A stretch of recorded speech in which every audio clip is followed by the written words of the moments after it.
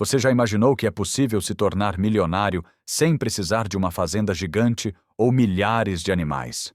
Parece impossível, não é mesmo?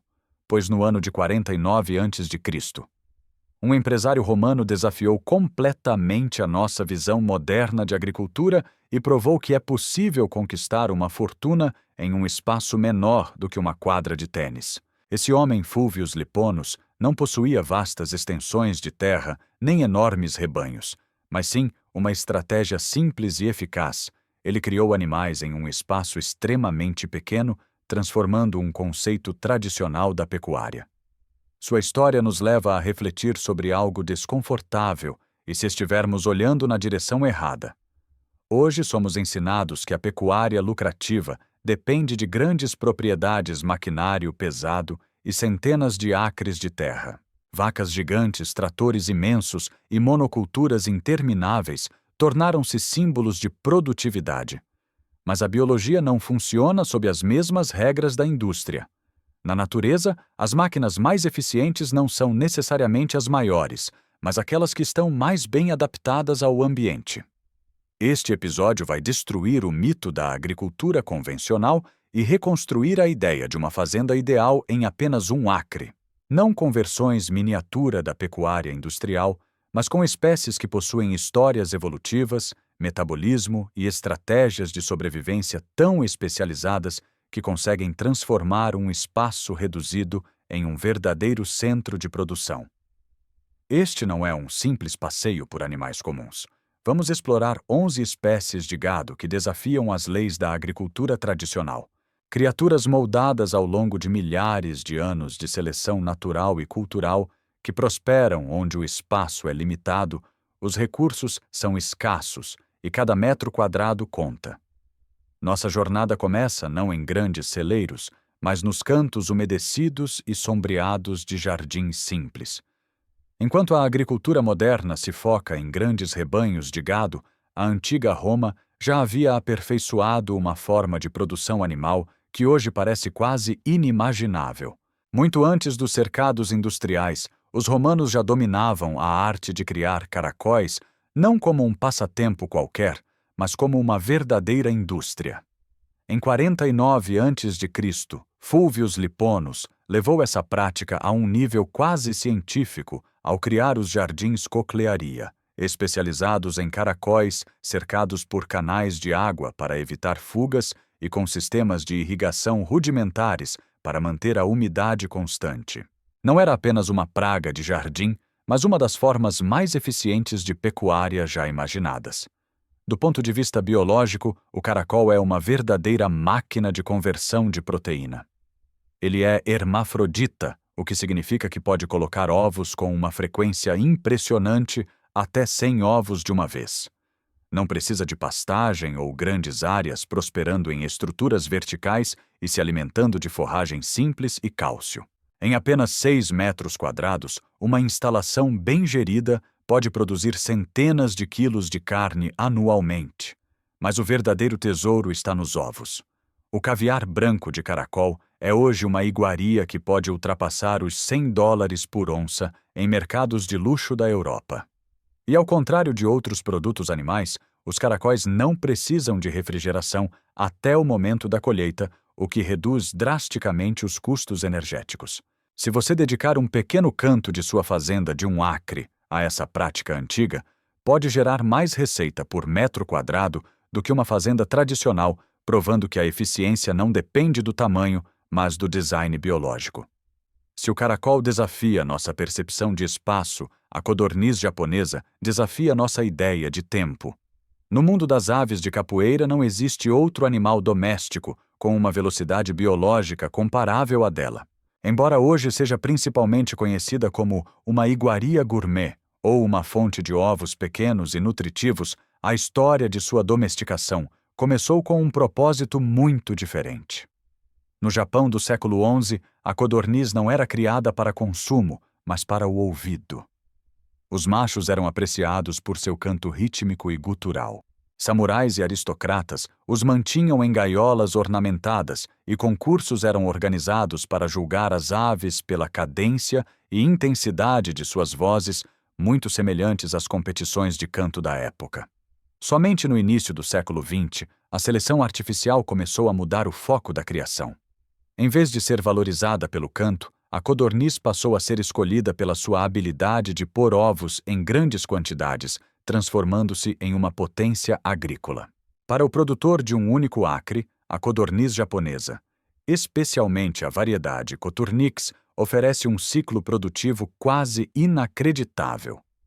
Enquanto uma galinha leva cerca de 6 meses para botar seu primeiro ovo, a codorniz pode estar pronta em apenas 6 a 8 semanas.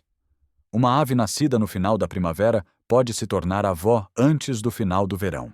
Essa velocidade de geração é uma das razões pelas quais a codorniz foi escolhida pela União Soviética e pela NASA para programas de pesquisa espacial. Em 1990, pintinhos de codorniz, nascidos a bordo da Estação Espacial Mir, se tornaram os primeiros vertebrados a nascer fora da Terra. Em sistemas de criação vertical, que ocupam um espaço mínimo, a codorniz produz ovos com densidade nutricional superior ao do ovo de galinha, ricos em vitaminas do complexo B e ferro. É um tipo de gado que literalmente não conhece limites de velocidade. Em qualquer sistema pecuário, até mesmo em uma pequena fazenda, há um inimigo inevitável: as moscas. Onde há animais, há esterco. E onde há esterco, as populações de insetos podem se expandir rapidamente. Sprays químicos são tóxicos, armadilhas adesivas são ineficazes e desordenadas, e ambas as soluções atacam o sintoma, não a causa. A resposta biológica é o pato muscovi, que age mais como um caçador do que como uma ave de capoeira. O pato muscovi não é um pato verdadeiro no sentido clássico. Originário das regiões neotropicais da América e domesticado por culturas sul-americanas muito antes da chegada de Colombo, este pato conserva traços primitivos como garras nos pés, preferência por se empoleirar em árvores e um comportamento marcadamente predatório. Seu verdadeiro valor em um acre não está na água, mas no ar. Estudos publicados em revistas de entomologia econômica demonstraram que os patos muscovi eliminam moscas adultas até 30 vezes mais rápido do que os sistemas comerciais de armadilhas. Ensaios de campo controlados mostraram que sua presença reduzia as populações de moscas entre 80% e 90%. Ao contrário das galinhas que, ao escavar, expõem larvas e favorecem seu desenvolvimento, o muscovi caça ativamente os insetos em pleno voo com uma precisão notável. Além disso, ele é uma ave silenciosa, e sua carne magra escura é frequentemente comparada à carne de vaca ou roast beef. Em um único acre, um pequeno grupo de patos muscovi pode funcionar como o departamento de saneamento da fazenda, transformando pragas em proteínas sem danificar o jardim ou os cultivos. Se o pato muscovi domina o ar, o próximo pato foi moldado por séculos de trabalho na água e no barro. Basta observar os relevos do templo de Borobudur, em Java, datados do século IX, para encontrar a silhueta inconfundível de um pato quase como um pinguim. Esse animal é o pato corredor indiano, uma raça que não foi criada apenas pela natureza, mas por mais de 1000 anos de engenharia agrícola. Os agricultores do Sudeste Asiático precisavam de uma ave capaz de percorrer longas distâncias nos campos de arroz inundados, sem se cansar ou danificar as plantas. A solução foi selecionar patos com postura vertical, pernas fortes e mobilidade excepcional. O resultado foi um pato que não voa e não se contorce, mas corre. Sua história está intimamente ligada ao método tradicional Aigamo, no qual os patos são soltos nos campos de arroz para consumir insetos e ervas daninhas, oxigenar a água com seus movimentos e fertilizar as plantações com suas fezes. Em uma fazenda seca de um único acre, esse legado se traduz em um dos sistemas de controle de pragas mais eficientes. Ao contrário dos patos pesados que esmagam os cultivos, o corredor indiano se move com agilidade surpreendente entre as fileiras do jardim, eliminando lesmas e caracóis sem destruir a alface ou a couve. Além disso, é uma excelente postura. Muitas fêmeas competem com as melhores galinhas comerciais, alcançando até 300 ovos por ano. Essencialmente, o pato corredor indiano é uma unidade móvel de controle biológico que ainda paga todos os dias na forma de um delicioso café da manhã. Antes da Revolução Química da década de 1950, que inundou a agricultura com herbicidas, o controle de ervas daninhas no sul dos Estados Unidos era feito de uma maneira muito diferente. Nos campos de algodão, milho e tabaco, a ferramenta mais valiosa não era sempre uma enxada, mas uma ave. Assim nasceu o ganso Cotton Patch, uma raça desenvolvida especificamente para deservar cultivos em linhas. Os gansos são únicos entre as aves de capoeira porque são quase exclusivamente herbívoros e têm uma forte preferência por gramíneas em vez de plantas de folhas largas. Os agricultores descobriram que um bando de gansos Cotton Patch podia devorar a erva canguru e a erva Johnson, que sufocavam os campos enquanto deixava intactas as plantas de algodão. Dados históricos da agricultura indicam que 12 gansos podiam realizar o trabalho de deserva equivalente ao de um trabalhador humano. Ao contrário das raças pesadas europeias, esses gansos são mais leves e tolerantes ao calor, o que lhes permite trabalhar durante os quentes verões sem se exaustión. Em uma fazenda moderna de um único acre, eles funcionam como um cortador de grama vivo, fertilizando o solo enquanto trabalham. Além disso, o Cotton Patch é autossexual, os machos nascem brancos e as fêmeas cinzas, o que facilita a identificação do sexo desde o primeiro dia, simplificando qualquer programa de reprodução.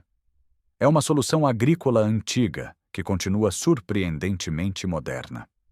Muitas vezes se diz que a galinha d'Angola é a melhor erradicadora de carrapatos do mundo. Embora seja verdade que ela os consome, estudos científicos indicam que essa reputação foi um pouco exagerada e que, em alguns casos, ela pode até atuar como hospedeira. No entanto, focar apenas nesse aspecto é perder de vista sua verdadeira função em uma fazenda de pequena escala. O verdadeiro valor da galinha d'Angola reside em seu papel ancestral como sistema de alerta. Seu comportamento lembra a famosa lenda romana dos gansos sagrados de Juno, que em 390 a.C. alertaram a cidade de um ataque furtivo. As galinhas d'Angola são extremamente vigilantes e possuem um grito áspero e penetrante acionado diante de qualquer anomalia.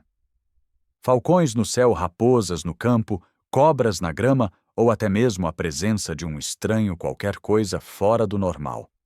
Em uma fazenda de um único acre, onde um único ataque de um predador pode dizimar toda a criação, essa habilidade é inestimável.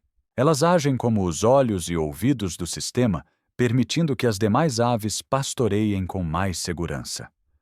São animais semi-selvagens, geralmente dormindo em árvores altas, e se permitidas a vaguear livremente, requerem muito pouco alimento suplementar, sobrevivendo quase exclusivamente de insetos e sementes. Mais do que gado produtivo, as galinhas d'Angola são guardas de segurança de baixo custo que protegem silenciosamente o equilíbrio do ecossistema agrícola. Para maximizar a produção calórica em um único acre, é necessário olhar para uma fonte de proteína que durante séculos foi essencial, mas hoje quase desapareceu da agricultura moderna. Na Europa feudal, o direito de construir um palomar, um colombier, era um privilégio reservado à nobreza. Essas grandes torres de pedra abrigavam milhares de pombos e garantiam carne fresca durante o inverno, quando outros animais já haviam sido abatidos. O produto não era o pombo adulto, mas o pichon, um filhote colhido com cerca de 28 dias de idade logo antes de sair do ninho. O segredo de sua extraordinária eficiência reside em um fenômeno biológico pouco comum chamado leite de papo. Tanto o macho quanto a fêmea produzem uma secreção altamente nutritiva no revestimento de seu papo para alimentar seus filhotes. Graças a essa substância, os pichões crescem de forma explosiva, atingindo o peso de mercado em menos de um mês mais rápido, até que muitos frangos de engorda modernos. Um casal de pombos utilitários pode produzir entre 12 e 16 pichões por ano e eles exigem muito pouco espaço. Um pequeno palomar no canto de um galpão é suficiente. Se permitidos a voar livremente, os pombos recolhem nutrientes do ambiente e os devolvem à fazenda na forma de proteína de alta qualidade e esterco rico em nitrogênio. É um sistema de produção de baixo insumo e alto rendimento que surpreendentemente esquecemos quase completamente.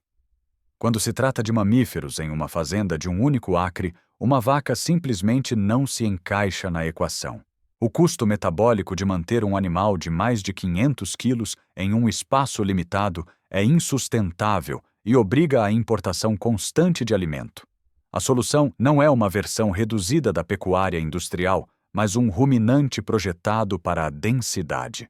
É aí que entra a cabra nigeriana anã. Embora muitas vezes seja considerada uma cabra ornamental ou de zoológico, essa raça é, na verdade, uma potência bioquímica.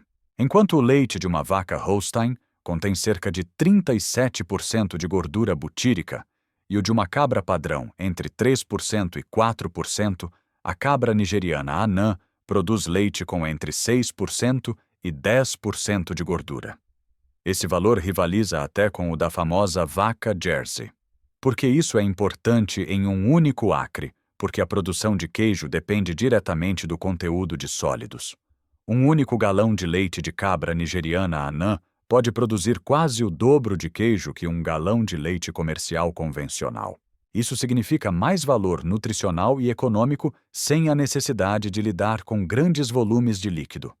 Além disso, seu pequeno tamanho permite manter 3 ou até 4 cabras no espaço que ocuparia uma única cabra padrão. Como animais de pastoreio, elas limpam arbustos silvados e era venenosa, transformando cercas abandonadas e bordas negligenciadas em leite denso, rico e altamente nutritivo. Em uma fazenda pequena, poucas espécies oferecem uma conversão tão eficiente de vegetação marginal em alimentos de alto valor nutricional. Se o objetivo não é a produção de leite, mas a carne, o desafio em uma pequena fazenda muda completamente. Nos climas úmidos ao redor do mundo, o maior inimigo das ovelhas não é um predador, mas um parasita microscópico, o verme Barber Powley. Esse nematóide é responsável pela anemia, colapso imunológico e morte de milhões de ovelhas a cada ano. Por essa razão, a maioria das raças modernas depende de desparasitantes químicos constantes para sobreviver. A ovelha Sancroix, uma raça ancestral originária do Caribe, desenvolveu uma estratégia completamente diferente. Em vez de sucumbir ao parasita, seu sistema imunológico o combate ativamente. Pesquisas científicas mostraram que essas ovelhas desenvolvem uma resposta imunológica do tipo TH2 rápida e eficaz. Seu organismo reconhece as larvas no estômago e lança um ataque celular que impede a instalação dos vermes. Em testes de pastoreio comparativos, os cordeiros Sancroix apresentaram até 99,9% menos parasitas do que raças suscetíveis como a Dorset. Ao consumir larvas que não conseguem se reproduzir, essas ovelhas atuam como aspiradores biológicos, interrompendo o ciclo de infecção nos pastos. Além disso, são ovelhas de pelo não de lã. Elas trocam seu pelo naturalmente, eliminando a necessidade de tosquia. Essa combinação de resistência e baixo custo de manutenção permite uma maior densidade de animais em um único acre sem os colapsos sanitários comuns na pecuária convencional. A ovelha Zoe não é apenas gado, é uma cápsula viva do tempo, originária do remoto arquipélago de St. Kilda, na costa da Escócia. Essa raça viveu praticamente selvagem por milhares de anos. Seu comportamento e aparência lembram mais as ovelhas do Neolítico do que qualquer animal moderno de fazenda, conectando-nos diretamente aos primeiros dias da agricultura humana. Evoluiu sem manejo intensivo em um ambiente duro e sem intervenção constante humana. Essa história a tornou uma raça incrivelmente resistente, mas também traz um alerta biológico importante para os produtores de uma fazenda de um acre. Estudos populacionais na ilha de Hirta mostraram um fenômeno conhecido como dependência de densidade sobrecompensatória. A população de ovelhas não se estabiliza naturalmente, ela cresce rapidamente até ultrapassar a capacidade do ambiente e então colapsa abruptamente. Em uma pequena fazenda, isso significa que, embora sejam férteis, ágeis e muito adaptáveis, essas ovelhas requerem um controle rigoroso de seus números. Assim como as San Cruz, as Zoei são ovelhas de pelo e também mudam seu abrigo naturalmente através de um processo chamado ring. Historicamente, os habitantes das ilhas não as tosquiavam, mas coletavam a lã solta para fiar e tecer. Elas são pequenas e atléticas e produzem uma carne magra e saborosa altamente apreciada por chefes contemporâneos. Criar essas ovelhas não é apenas uma escolha produtiva, mas também uma forma de preservar um fragmento vivo da história agrícola. Quando pensamos em criar porcos, a imagem que geralmente vem à mente é a de um animal poderoso capaz de transformar um terreno em um campo arado em questão de dias. Em uma fazenda de um único acre, um porco convencional pode rapidamente se tornar um desastre ecológico. No entanto, existe uma exceção notável a essa regra: o porco cune-cune da Nova Zelândia. Criado historicamente pelo povo maori para viver perto das aldeias humanas, o cune-cune foi selecionado não por sua agressividade ou crescimento acelerado, mas por sua docilidade e compatibilidade com espaços compartilhados. Seu traço anatômico mais distinto é sua pele curta e ligeiramente levantada. Essa característica o torna muito menos apto para o escarvamento profundo que caracteriza outras raças de porcos. Embora possa escavar se permitido, o cune-cune é, em sua essência, um animal pastor. Sua dieta é baseada em gramíneas e restos vegetais, fermentando a fibra em seu intestino posterior de maneira semelhante a um cavalo. Isso o torna o único porco realmente adequado para o manejo de pastagens em espaços pequenos. Além de seu temperamento tranquilo e sociável, muitos exemplares dessa raça apresentam pequenas carúnculas chamadas piripiripiri, ou wattless, sob a mandíbula que, embora não cumpram uma função biológica conhecida, são uma marca inconfundível dessa raça ancestral. Em um único acre, um casal de porcos cune-cune pode transformar recortes de grama e frutas caídas do pomar em carne e banha de alta qualidade sem transformar o solo em um lamaçal. Eles são a prova final de que na agricultura de pequena escala, a compatibilidade ecológica vale mais do que a força bruta. Ao observar todas essas espécies em conjunto, fica claro que o sucesso de uma fazenda de um acre não é medido em toneladas de carne ou no tamanho do gado. A verdadeira métrica é a eficiência ecológica. Nenhuma dessas espécies é uma versão miniaturizada da pecuária industrial. Cada uma delas é o resultado de milhares de anos de adaptação biológica e seleção cultural, projetadas para ocupar um nicho específico dentro de um ecossistema complexo. O erro moderno foi tentar forçar modelos industriais em espaços pequenos, ignorando os custos metabólicos, sanitários e energéticos que isso implica. Esses animais demonstram que, quando escolhidos corretamente, o comportamento do gado pode se tornar uma ferramenta útil. Alguns caçam pragas, outros controlam ervas daninhas, outros fertilizam o solo, alertam para perigos ou transformam vegetação marginal em alimentos de alto valor nutricional. Um acre bem projetado não é uma versão reduzida de uma fazenda, é um sistema integrado, onde cada espécie tem uma função clara e complementar. Em vez de lutar contra a biologia, essa abordagem trabalha com ela reduzindo insumos externos e aumentando a resiliência do sistema como um todo. No fim das contas, essas espécies nos lembram de uma verdade esquecida na agricultura moderna: assim como na natureza, o sucesso não pertence ao maior, mas ao melhor adaptado.